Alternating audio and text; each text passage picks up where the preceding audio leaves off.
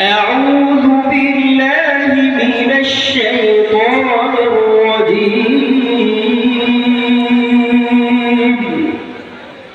بسم الله الرحمن الرحيم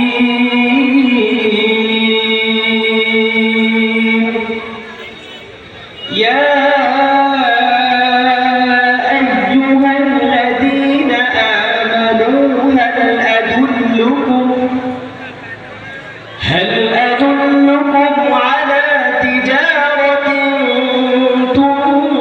تنجيكم من عذاب أليم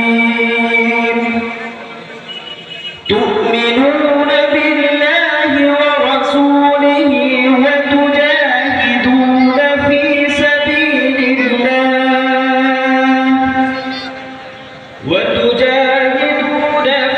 سبيل الله بأموالكم وأنفسكم ذلكم خير لكم إن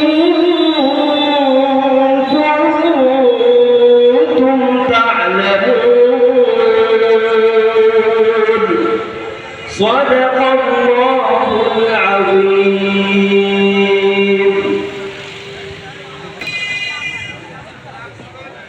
ইরশাদ হচ্ছে বিসমিল্লাহির রহমানির রহিম। পরম করুণাময় ও অসীম দয়ালু আল্লাহর নামে শুরু।